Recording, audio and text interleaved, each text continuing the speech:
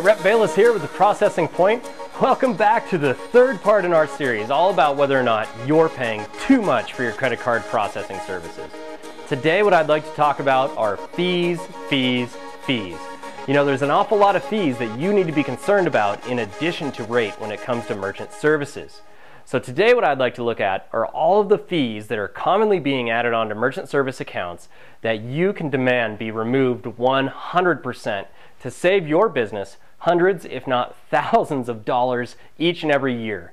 This is great stuff, so let's get to work on saving you some money. Well, by now you know that there's a lot more to the cost of your merchant service account than just rate alone. So what I'd like to do next is take a look at the 6 most common fees that are added onto merchant service accounts that you should absolutely not have to pay for. So the first one's called a program or reprogram or installation fee. Now this is basically where your salesperson or the processor is charging you to download your terminal with their information. You should absolutely not have to pay for that. The next one is called a setup or an application fee, and this is where you're being charged for the actual application and internal setup of your account. Once again, simply a cost of doing business on the processor's behalf, and you should not be charged for it. The next one we have is an annual fee. Now, annual fees are pretty popular these days, but you should absolutely not have to pay an annual fee for your merchant service account, so have that removed right away. Now here's one of my personal favorites. It's called AVS, otherwise known as Address Verification Service. Now this is something that you probably want on your account because it can save you money. What it does is collect more information on every transaction so that less of your transactions will default to the next higher category.